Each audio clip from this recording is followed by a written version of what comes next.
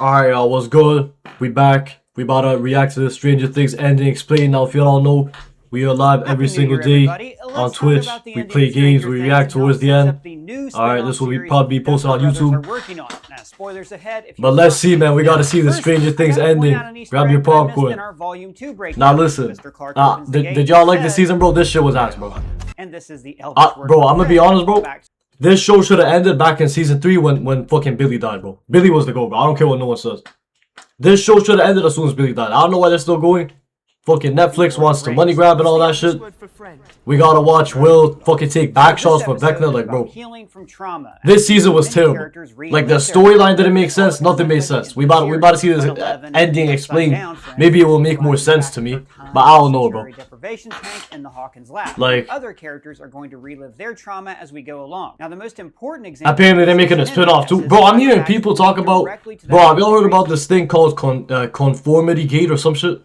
I'm hearing people, bro, the ending and this whole season in general was so bad that all these Stranger Things fans, die-hard Stranger Things fans, alright, are making up all these theories that the last episode was like a fake, something's not added up, they're dropping a new episode, it's a secret fucking episode, Vecna had them in a mind trap or whatever.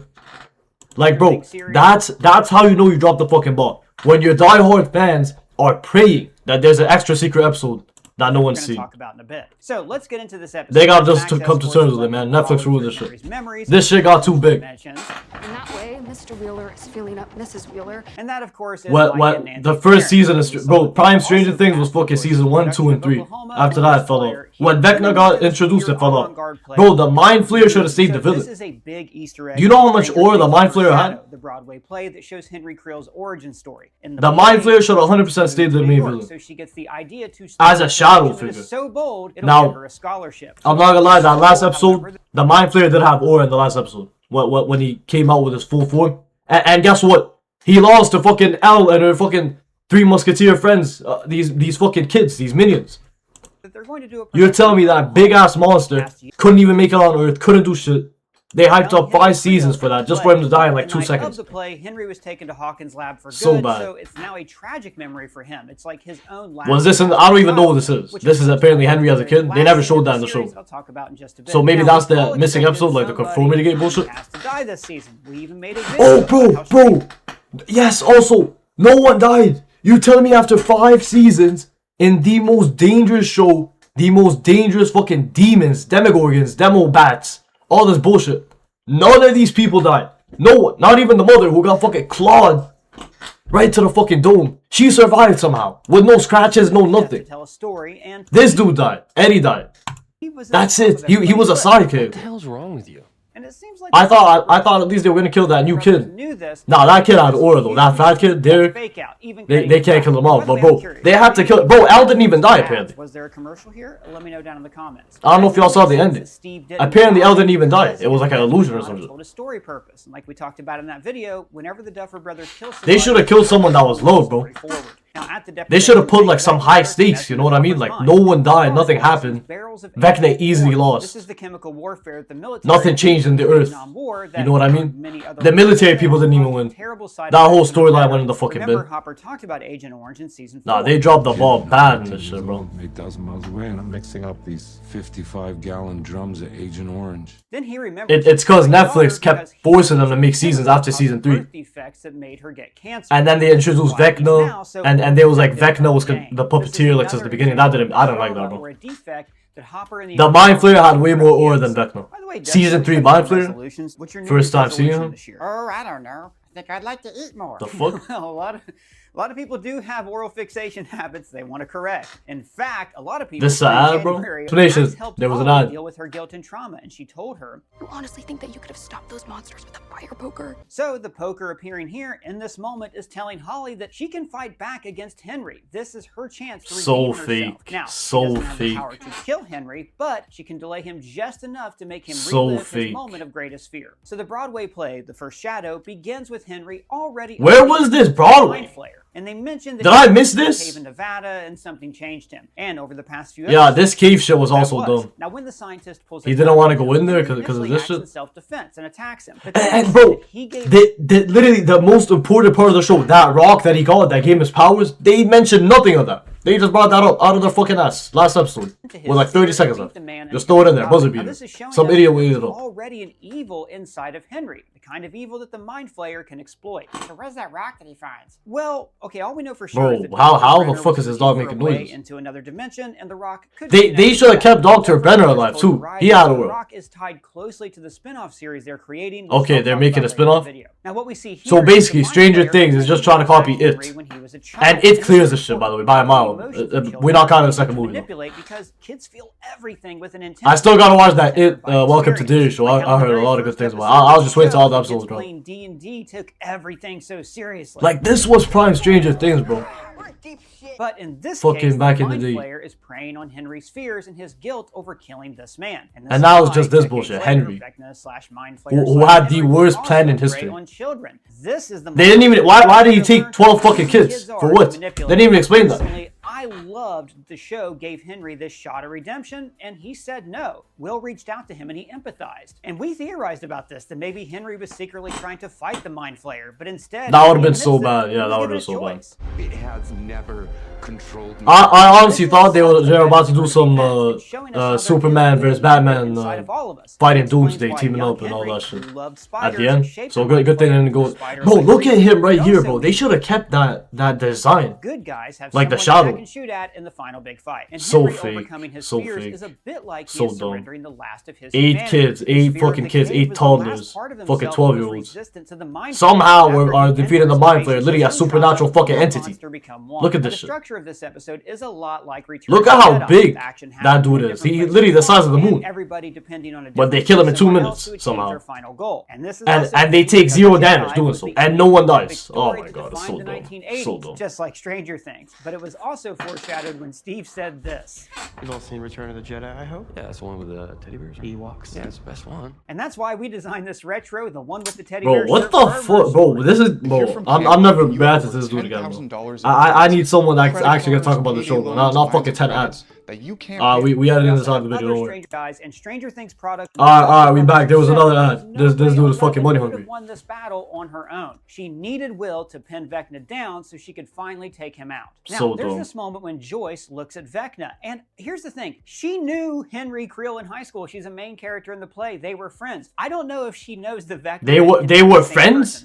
Why did they not mention this? Rely too heavily on the Broadway show. So you're telling me Henry somehow already knew all their parents and shit, went to the same high school. No one mentioned this. Able to see it. So but bad. In this moment, the way that Winona Ryder looks at him, it makes me think that yes, she knows this is Henry, and she knows that Henry hurt her son, and she wants to take revenge on him. And finally, she gets to use that axe that she's. And then this random kills fucking Henry. Henry. While she's decapitating Vecna, each character then flashes back to their own past trauma. Joyce sees Bob being killed in season 2. Jonathan sees Will being possessed in season 2. Lucas remembers Max dying in season 4. Nancy sees Barb. Yeah, season 4 was good. Season 4, just because I remember that scene. This is now admonishing now walking up the hill shit. Guilt over causing Barb's death, because remember, which they just try to recreate it with fucking nostalgia this season, believe it or not. Sees Eddie, and then Mike sees 11, which he seemingly died in season 1. And then Will relives the Mind Flayer entering his brain. And bro, imagine they fought that. Stepbrother Billy dying. And Billy the goat is finally dead. We go to the countdown. Nah, this show died with Billy, bro. The greatest songs ever written, When Doves Cry by Prince. So first of all, this song always reminds me of Doppelgangers in Other Worlds because of this. So this dude didn't even explain the end or anything. He just fucking recapped. What am I? Why are you showing me The Simpsons? When doves cry. But the actual lyrics of the song are about a relationship crumbling and Prince being afraid that he is becoming his parents. In the same way, this world is crumbling and the kids are now growing older. This is the last adventure of their Oh my god, and the other scene with fucking... For the what's that dude's name? Jonathan and Nancy? This is a song about the they hit whatever that portal thingy that broke the whole world, and somehow they don't die. And that's such a stupid scene, bro. Somehow, coincidentally, it stops right as it's about to fucking kill him. And it's incredibly appropriate that a D&D piece activates. I honestly thought the show writers were gonna fucking grow some balls, kill them off at that point. But I'll talk about that in just a bit. And on our Discord, Steve didn't you even. guys put your heads together and use our. Bro, how many ads, bro?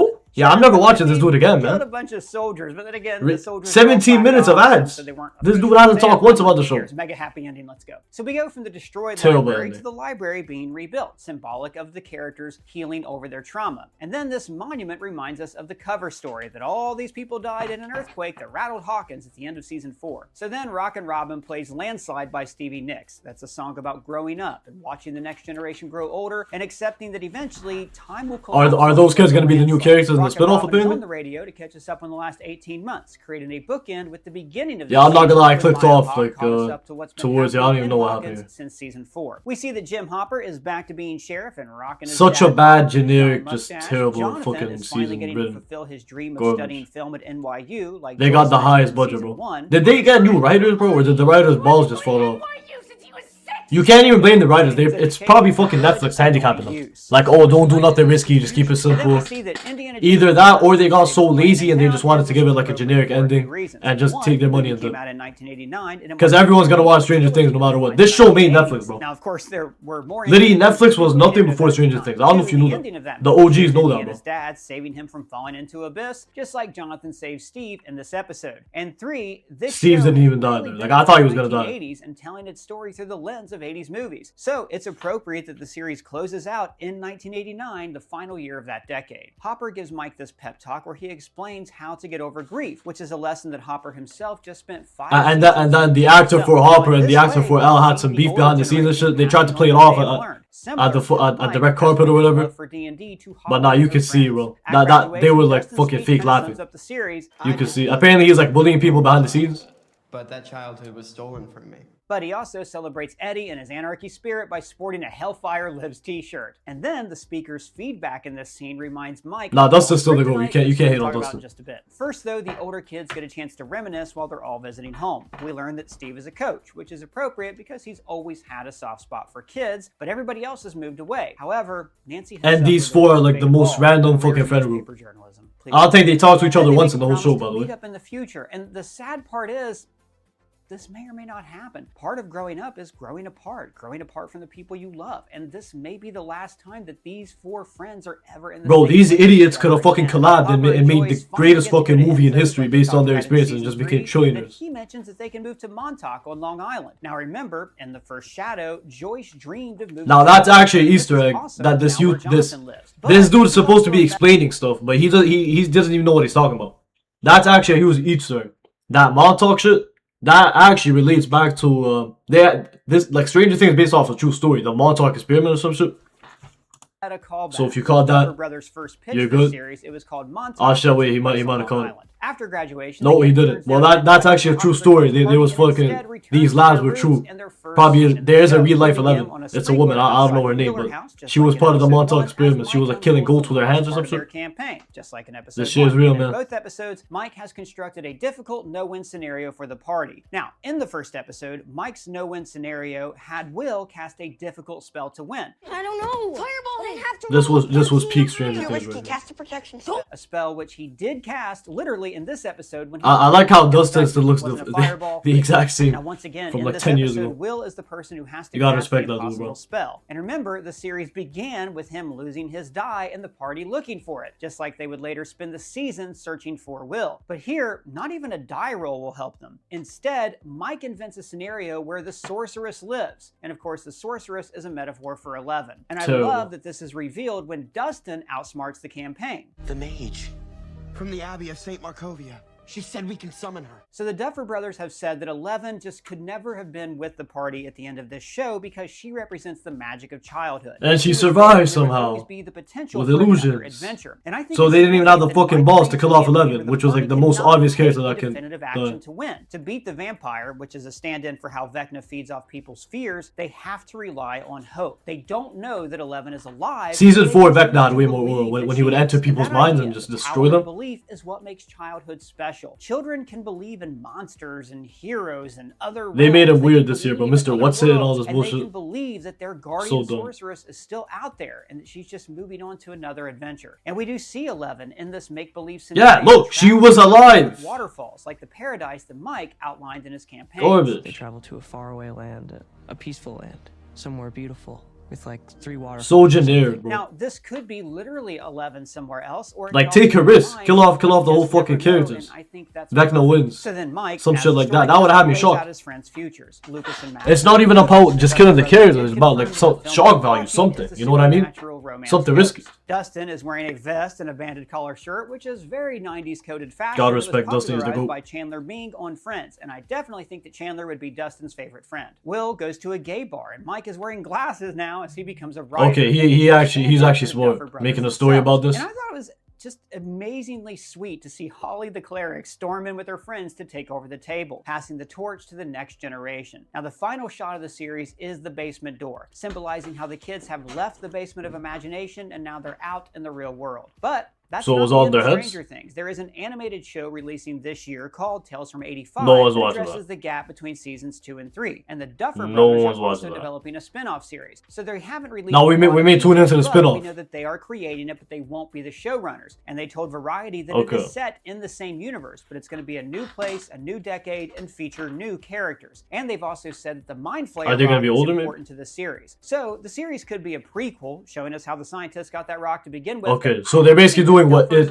Welcome to Dude, Dune, which I gotta watch that show. I heard crazy things about on it. the nostalgia of the Greatest Generation. I think it's more likely that they'll choose a decade with cool source material to draw from. There are rumors, for instance, that Nancy Wheeler will appear in a spin-off show, so maybe this series could be set in. They'll probably give a cameos like some of the characters. But I think it's more likely that they're going to go with a whole new setting and a whole new cast, and then this rock resurfaces. Nah, they will 100% bring back some of the old characters just for off nostalgia purposes. Shows that they could draw from, but you just can't quite beat the cultural wellspring of the 1980s. So what? Man, the vibes of that season was crazy. What decade do you think it'll be set in? Shit came out in the summer, I think. Stranger Things here, and most importantly, that was peak Stranger Things. Let me know your thoughts down in the comments below, where you can. Alright, bro. Good job to this dude for not explaining anything, but thank you for the video, man.